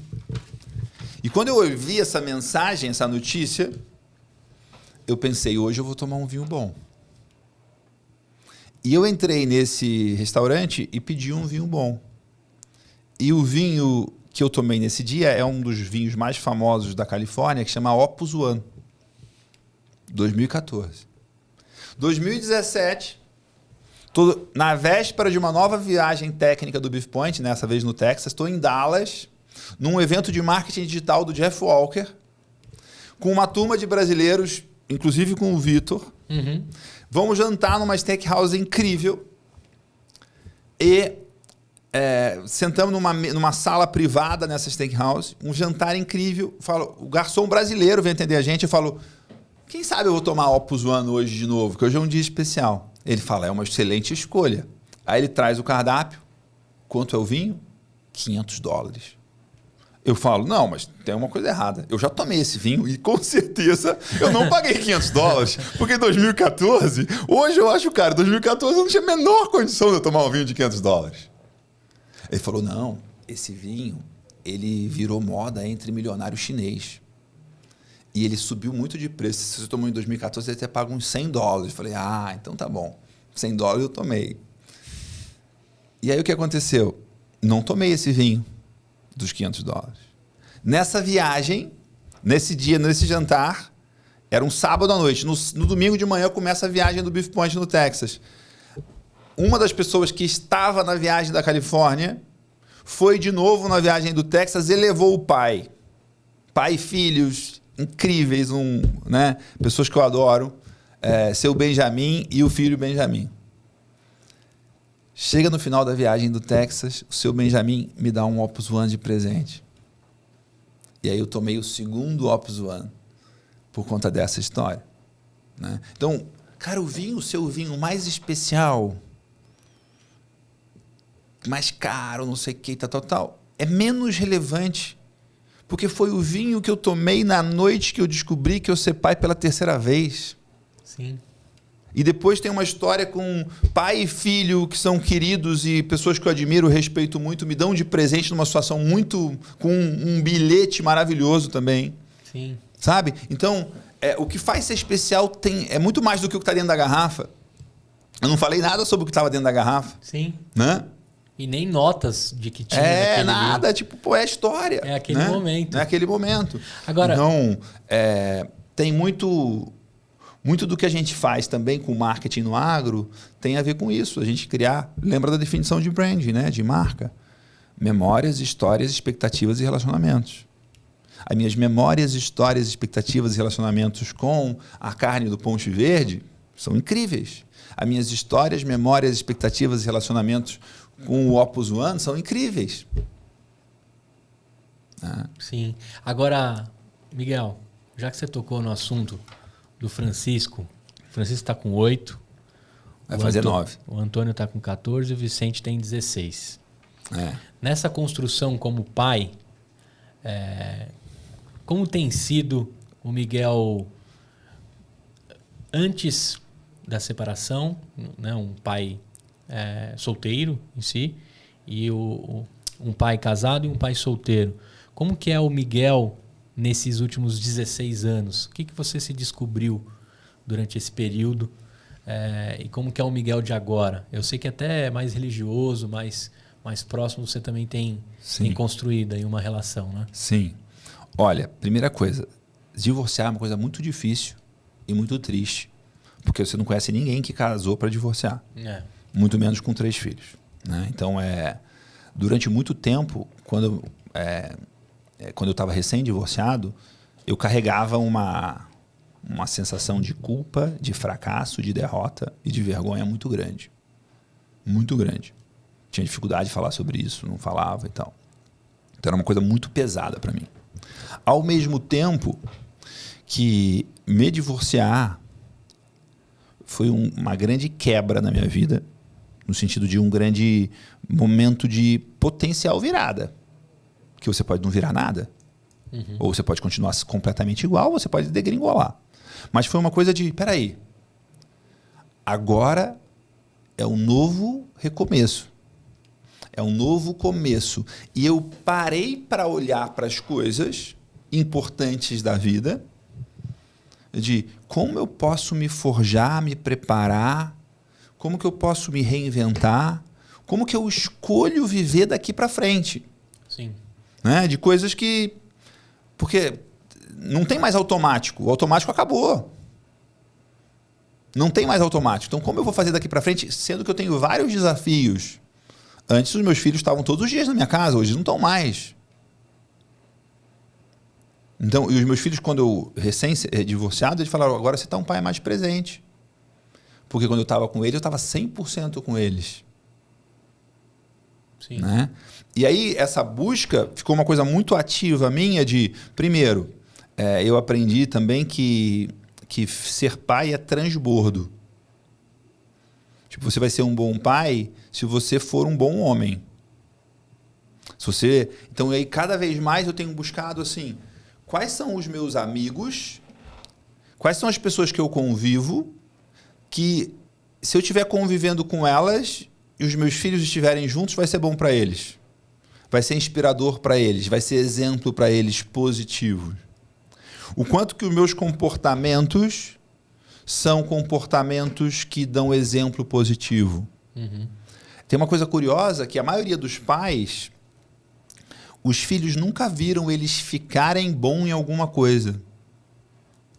Tudo que você faz, os seus filhos acham que você já nasceu sabendo. Sim. Né? Porque eles não viram você evoluir. Eles viram você já fazendo. Em casa eu sou o pai consertador. Não, você já sabia consertar. Né? Você já fazia podcast. Você já... E aí, por exemplo, uma das coisas foi buscar atividade física. Eu vejo que você está de uma forma séria e dedicada. E não é sobre atividade física. É sobre disciplina, é sobre resiliência, é sobre fazer o difícil. Com chuva, com sol, com frio. E sobre a conversa que eu tenho na minha cabeça sobre se eu dou conta ou não, se eu vou ou não, se eu desisto ou não, se eu compareço ou não, se eu me apresento ou não, se eu enfrento ou não. Então, em janeiro, por exemplo, desse ano, eu fiz uma viagem com eles, saindo de São Paulo, indo para Blumenau, Pomerode, Florianópolis, e aí a gente entrou no Rio Grande do Sul, foi até Santana do Livramento, foi na fronteira do Uruguai, entramos no Uruguai, aí seguimos de carro, depois passamos 2 dias lá, seguimos de carro para... passamos em Pinhalzinho, mas fomos até Foz do Iguaçu e fomos na Argentina e no Paraguai. Então a gente fez a viagem das 3 fronteiras.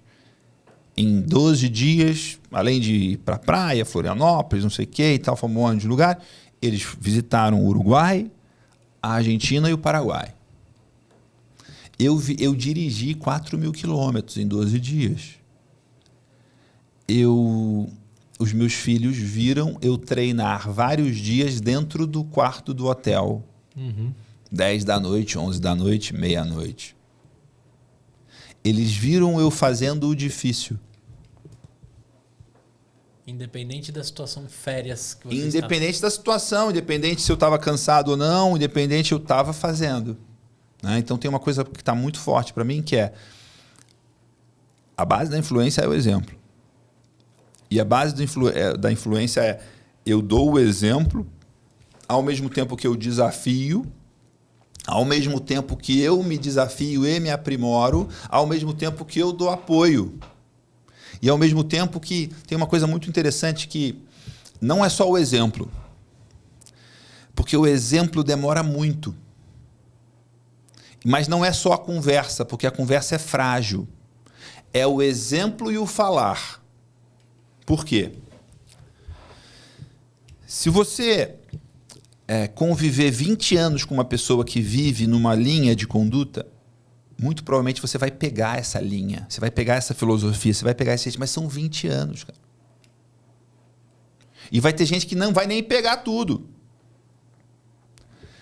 O jeito que funciona é o fazer e falar, dar o exemplo e explicar.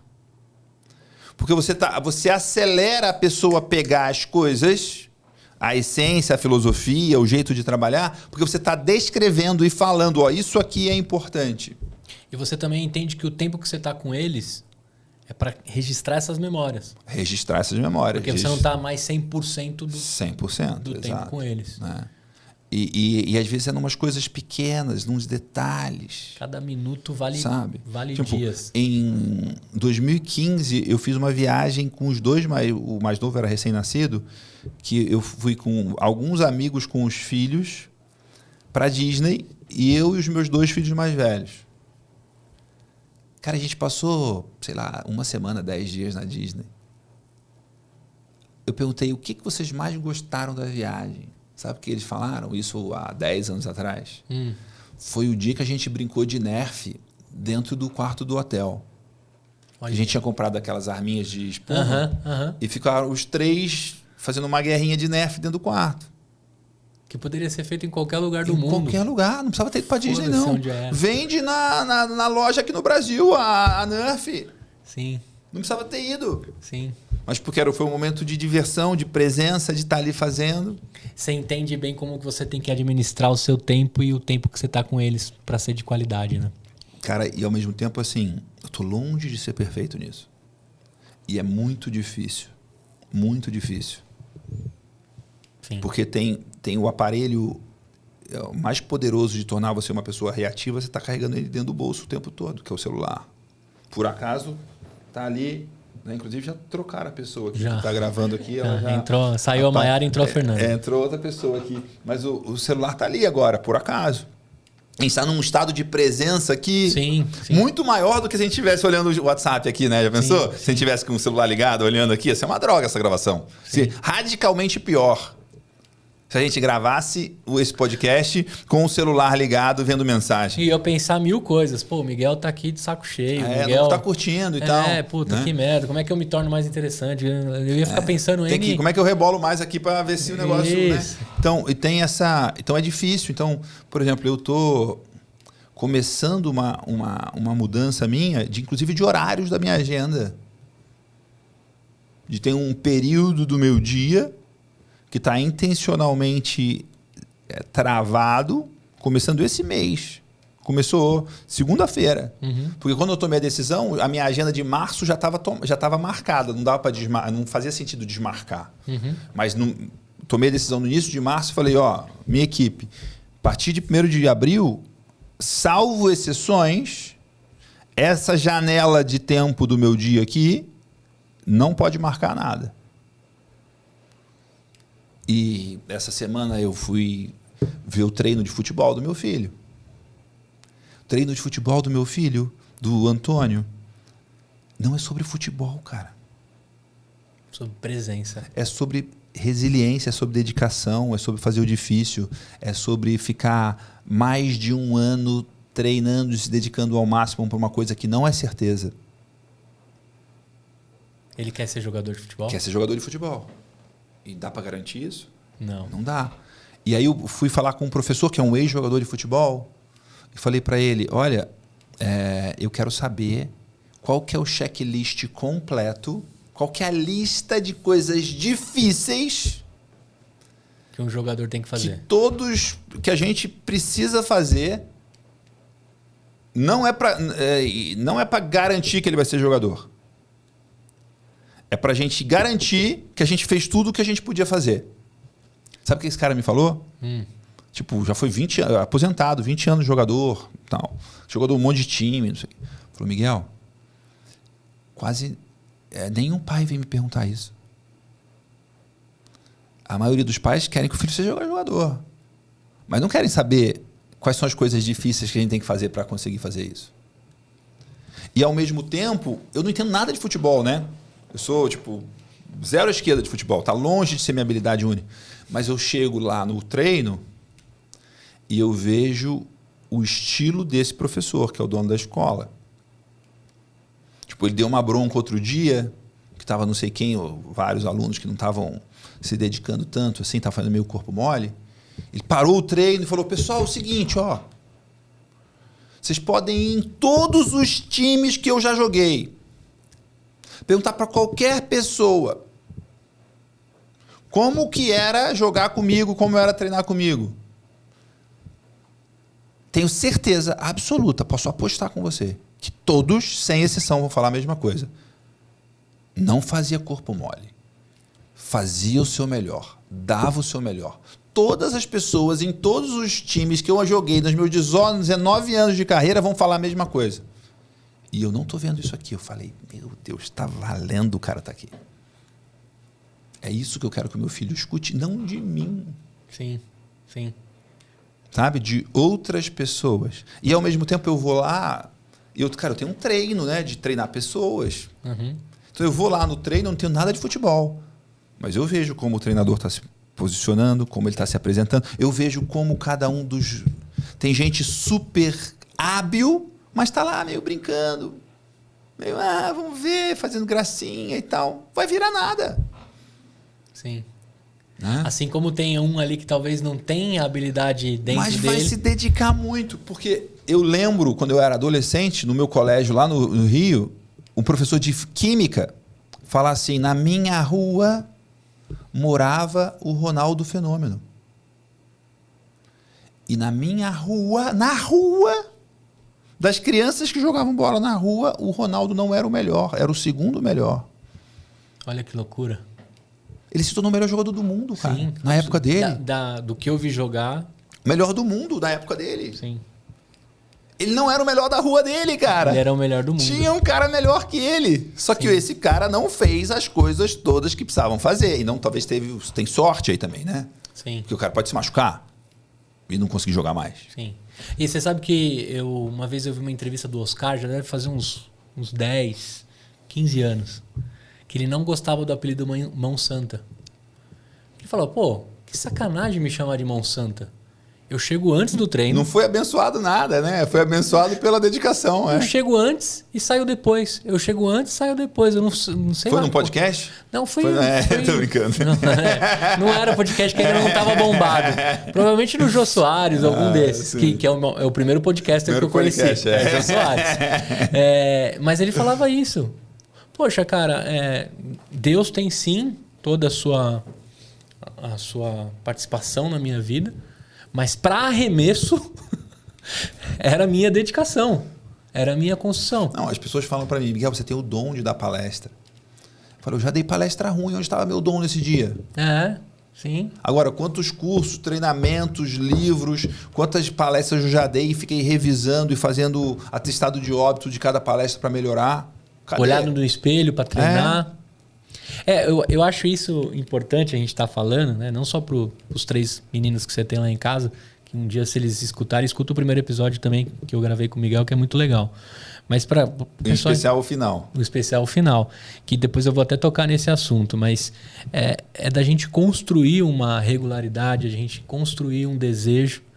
Mas também tem uma coisa que me preocupa como pai, e acho que hoje eu posso falar até mais do que quando a gente gravou a primeira vez, porque hoje eu tenho 2, é como a gente lidar com as frustrações.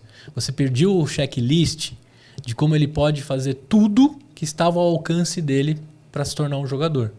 Mas pode ser que ele não se torne. Exato. E as gerações atuais, eu entendo no momento, tendo os meus filhos em casa, você tem com outras idades, que eles não estão prontos para as frustrações de não conseguir. Como é que a gente prepara para esses moleque pivotar no mundo aí, né, das carreiras? Mas a gente está pronto também? Não, também não. A gente não, né? A gente, eu fico vendo os meus filhos e ao mesmo tempo eu fico me perguntando, falando assim, não, mas está tudo bem, meu filho tem 16 anos. Tipo, até outro dia eu era imaturo em várias coisas que eu não sou mais hoje. Eu já tinha mais de 40 anos, pô. Então, é curioso porque eu vejo essas coisas que estão acontecendo e às vezes eu olho e falo assim, puxa vida, vai ser fácil para os meus filhos. Porque a concorrência está baixa. Eu também acho. Sabe, do sentido de, tipo, né? Ao mesmo tempo que eu quero ensinar para os meus filhos as coisas que ninguém me ensinou. E que eu gastei muito dinheiro e muito tempo e muitas décadas de vida para aprender. Né? Ontem eu fui jantar com eles. Quinta-feira eles dormem comigo, a gente foi jantar, fomos num japonês. E aí eles já estavam com a mochila, isso foi de Uber e tal, eles estavam com as mochilas, e aí eles desceram no lugar que tem vários restaurantes em Alphaville. E o pai e os 3 filhos, e os 3 de mochila, e eles se sentiram meio esquisitos com aquilo. Tipo, a gente está indo de mochila, não sei o que e tal. E eles ficaram meio que assim, com vergonha daquilo, né? Não, pai, a gente pode ir por aqui e tal. E queriam ir por um negócio que... Não sei se tinha alguém da escola deles, e meninas e tal, que iam ver eles.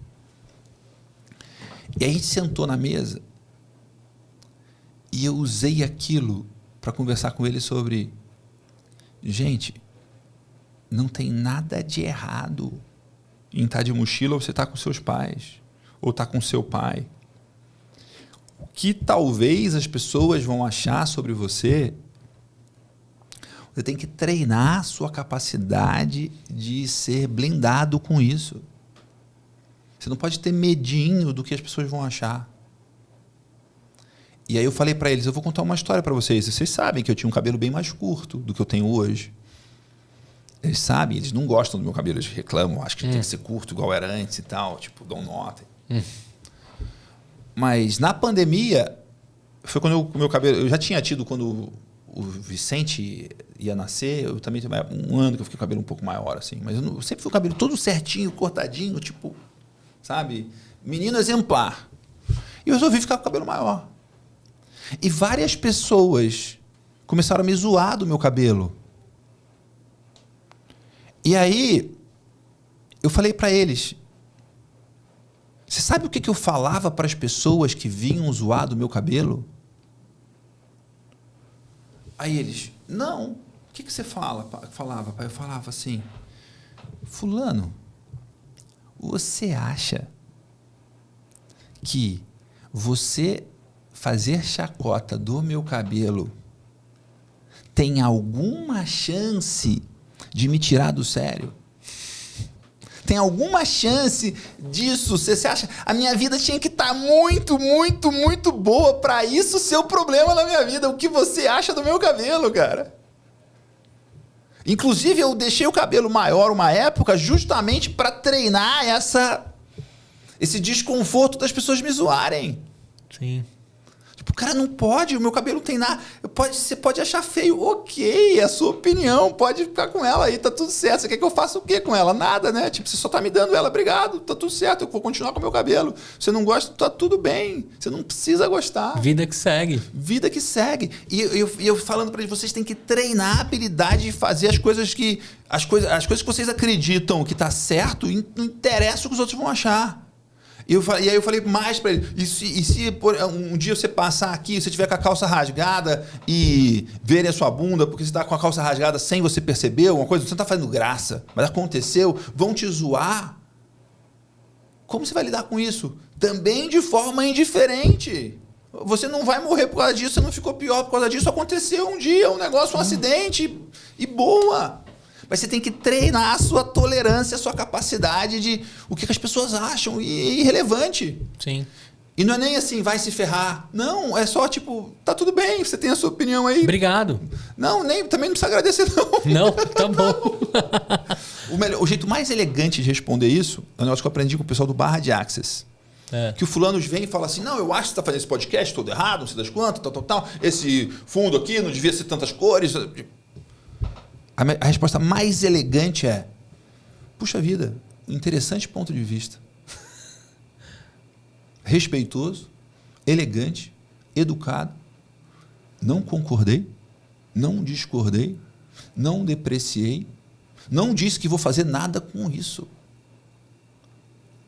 Isso é um treino para mim. Sim. Só que eu estou muito mais blindado hoje, Sim, desses últimos 4 anos, quando a gente falou lá no podcast de 4 anos atrás, uma das coisas é ativar o arquétipo do guerreiro no homem. É o que eu estou buscando e estou muito mais nisso. A capacidade de fazer coisas difíceis, a capacidade da consistência, a capacidade de estar fazendo coisas que representam quem eu sou e que, se eu morrer hoje, tá bem entregue. Sabe? Esse não tem coisa em atraso, não tem coisa em aberto. sim. Teve um negócio que você me falou do último podcast que ficou na minha mente, que era assim, quem são as pessoas que eu deixaria os meus filhos? Isso. Aí eu falei assim, porra, mano. É bem simples, né? E assim, o seu estômago que responde, né? É meio foda, né? Se você morrer hoje ou eu morrer, com quem tocaria? Quem que educaria seus filhos? Se parte que você conseguiu deixar e parte que você quer que o mundo entregue. Cara, aquilo alugou um triplex na minha cabeça. Já que essa frase tá... E hoje, você sabe que a gente falou um pouco sobre isso, né? De com quem eu estou me relacionando e com o que eu estou fazendo agora. Sim. Que dê orgulho e reflexo para os meus meninos verem. E na grande maioria das vezes, até vi um meme esses dias que Jesus Cristo tem muito a ensinar pra gente, que ele chegou aos 30 com 12 amigos. Né? Como é que ele conseguiu chegar aos 30? É muito ou é pouco? Muito. É muito. Né? Com os 30 anos, chegar a 12 amigos. E ainda um traiu, né? Um traiu Sim. no caminho. Mas quem vai trair são os amigos, né? Também. Os inimigos não vão te trair. Como? Não tem como. E aí, naquele dia eu falei assim, cara, quem eu estou me relacionando agora, quem eu estou conversando agora, o que eu estou fazendo nesse exato momento, tem que ter alinhamento direto com a minha missão, visão e valores, se a gente for usar do marketing, com o que eu vou passar para esse moleque. Na época só tinha o João. Hoje continua a mesma coisa com o Davi, e ainda o que eu faço é o João praticar a mesma coisa, porque parte dos amiguinhos que ele está se relacionando são importantes para que o Davi tá vendo. Então, até o próprio João já começou a entender, eu não faço seleção, nada disso das crianças. Mas você percebe que Mas tem que ajudar eles a aprenderem, a olharem. Tá vendo tal coisa aqui que esse moleque tá fazendo? Isso não é legal. Não é legal. Olha só. Esse tipo de coisa no final não é bacana. Né? Fazer aquilo não é legal. Isso é ruim. E às vezes o seu filho vai, por alguma fragilidade emocional, ele vai se aproximar de alguém que não é tão legal. E aí você vai ter que cuidar, não do sintoma, mas da causa. Não, e aí tá fora da nossa ótica. Isso é a parte mais louca, que acho que você, como 3 moleques em crescimento forte, né, em growth total, com idades diferentes, o que acontece quando você não está vendo eles? Exato. Como é que eles estão conduzindo dali? Será que eu passei tudo que era suficiente? Isso, outro dia, tem pouco tempo, o meu treinador, que não mora em São Paulo, né, hoje mora em Joinville. Eu vejo sempre suas lives. O Dredd, né, ele foi lá em casa, que era um evento, foi o evento do Damásio até. Estava no evento do Damásio, ele foi lá em casa treinar de manhã antes do evento. E depois ele foi lá em casa e a gente ficou tomando café e conversando, e meus filhos estavam juntos, e ele falou uma coisa muito interessante. muito honrosa assim, do pai dele. Ele falou assim, o meu pai perdeu o pai quando ele tinha 7 anos. Por uma série de questões da família dele, ele saiu de casa aos 7 anos de idade. Ele foi ser um homem feito aos 7 anos de idade, sozinho, no mundo. Imagina uma criança de 7 anos sair andando pelo mundo sozinho. Que doideira, velho. Tipo, onde ele vai dormir, o que ele vai comer, que roupa ele vai vestir, tudo conta dele. Até arrepia de pensar nisso. Porque meu filho mais novo tem 8 anos. Sim. E ele falou, meu pai, desde eu muito novo, me falava que eu precisava ser capaz de me virar sozinho. Caraca. Porque o meu pai queria dar tudo para mim, mas ele sabia que podia ser que ele não tivesse. Porque o pai dele não esteve e não foi por vontade própria. Sim. E aí você tá por você. Então, muito do que eu vejo do que o meu trabalho com os meus filhos é como que eu ajudo eles a serem fortes para enfrentar as coisas, fortes de corpo e de espírito. Sim. De tomar as decisões certas que são difíceis, de falar não para as coisas difíceis, né? De falar não para as coisas que ele sabe que não está naquela linha. Sim. Né? Eles tomarem a decisão. Eles fazerem. Porque sim, eu não vou estar lá o tempo todo. Né? É claro que o círculo de pessoas com que eu ando e que eu permito essa convivência faz muita diferença. E ajuda bastante em eu já vi amigo positivamente. meu falar para o meu filho mais velho, falar assim, não sei que expressão que ele usou, mas tipo, admiro o seu pai, acho que escuta o seu pai. Eu não tive um pai legal igual você tem. Não tive. O meu filho ficou assim, tipo, escuta ele. Daí, alugou um triplex na cabeça dele. Então. Honra isso aí, porque eu não tive isso aí não. Agora, a construção de tudo isso, a gente tem até um lance, esses dias eu estava conversando com a minha esposa sobre o batismo em si, que a gente faz quando a criança é pequena. Sim. E a gente entende ali que vai dar continuidade às coisas que você acredita. Mas isso é só um pedacinho dentro de tudo que você constrói para a condução do seu filho, Sim. que depois, com maioridade ou com idade suficiente, ele vai tomar essas decisões. Sim. E aí eu falei para ela, puxa, vamos batizar, vamos dar continuidade, eu sou católico, né? Mas se em algum momento ele entender as escolhas dele, desde que tenha a mesma essência dos valores, do que a gente acredita, tá alinhadinho e tem algo próximo, é de total liberdade dele escolher. Assim como a profissão, é de total em liberdade. alguma fase vai ser também, né? Você não vai ter influência nenhuma, né? Depois que ele fizer 21, ele pode mudar completamente. Pode mudar completamente. Mas o quanto foi criado ali no D0 até os 18, que é o momento que o filho está lá em casa, vamos falar aqui até os 18 anos, é importantíssimo para os próximos 60 anos que ele vai viver, 70. Sim. Então, praticamente 1/3 da vida a gente consegue passar ensinamento e valores para ele viver os próximos... Tem um estudo que fala que você vai passar com seu filho 19 anos, junto com eles. Os primeiros 18 vão sendo até os 18 anos. Então. E depois, até o final da sua vida, você vai passar mais 1 ano com ele. Sim. De tempo junto. Não, e eu fico... Sabe uma doideira? Meu pai está com um começo bem avançado de Alzheimer. Ele está perto dos 80 anos. E aí, esses dias eu vi também num corte de um podcast assim, cara, você tem noção de quantos finais de semana você ainda tem para ficar com seu pai? Eu vejo meus pais 3, 4 vezes por ano. Cara, é uma matemática... pesada. É uma matemática pesadíssima, dura. Quantas vezes você ainda vai ver seu pai? Então, mesmo a gente falou, né, do estar presente, de estar 100% presente, a gente tentar aproveitar. Lógico, a gente tem um negócio que na nossa geração não existia. Né? Na deles já existe... todos eles já são nativos digitais, né? Os seus 3, os meus 2 também. Sim. Que é esse negócio tomando a nossa atenção, tomando a a nossa percepção ficar no automático, que é o celular.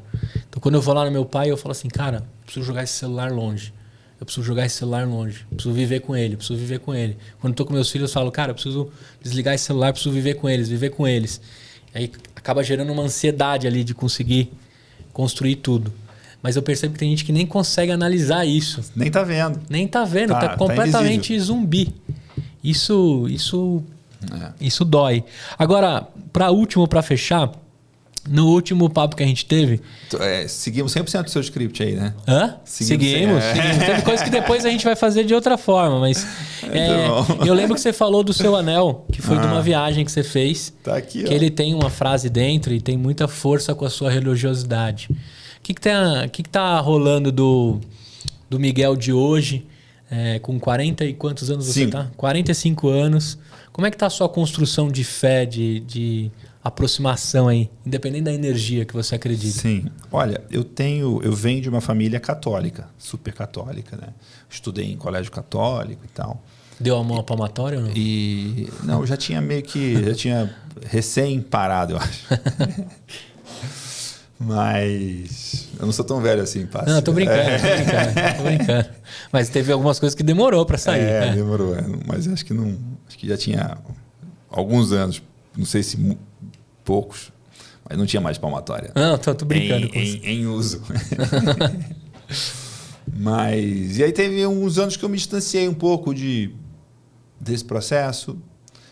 Muito por uma coisa de querer me conectar com a essência e não gostar de algumas coisas que eram a casca, sabe? Eu procuro muitas coisas que tenham verdade, sejam íntegras então às vezes me incomodava coisas tipo comportamentos e coisas que eram superficiais e nos últimos tempos eu tenho feito um caminho de voltar a ir na missa todo domingo. Que legal. Né? De me conectar com isso e levar meus filhos.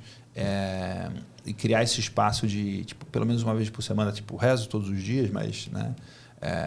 Na casa de Deus, igreja, e se conectar e tudo mais, né? E ao mesmo tempo também tem uma coisa que eu tenho isso há muito tempo, que é como que eu faço o meu trabalho ser um exemplo disso, né? As minhas relações e tal. Se eu fosse santo só dentro da igreja, eu só passo 1 hora dentro da igreja por semana, né? Sim.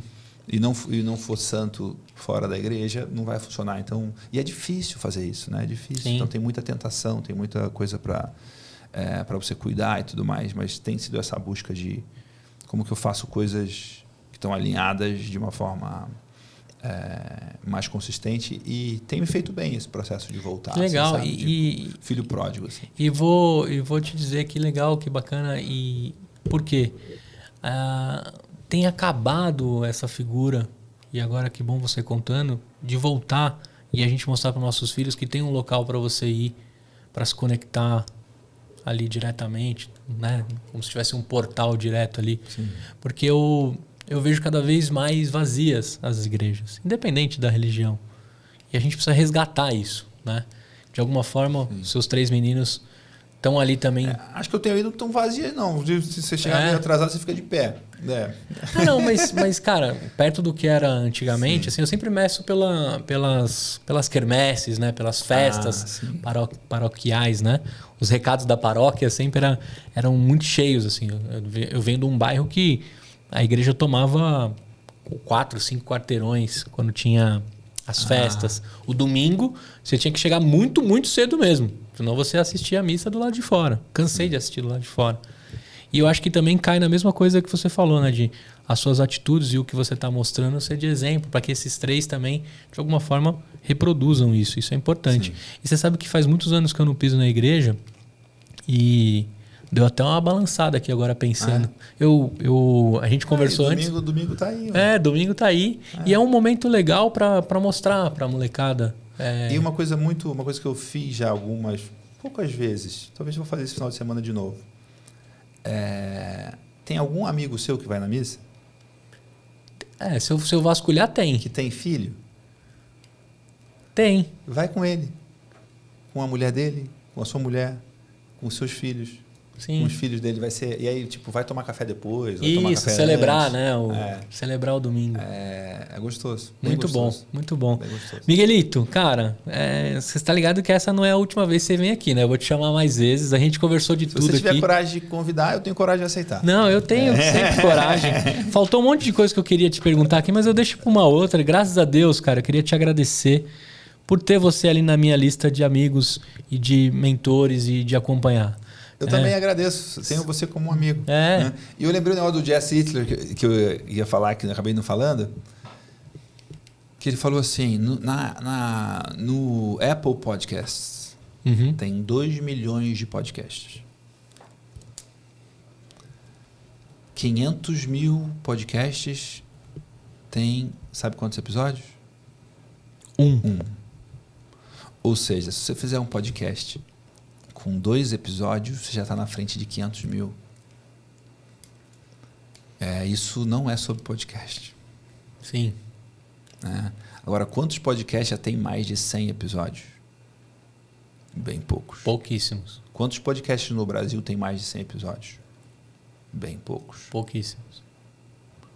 E é difícil fazer 100 episódios. É difícil. Mas em 2 anos é bem tranquilo. Você tem mais de 100 na sua história. Tem mais de 100. Exato. E vou retomar.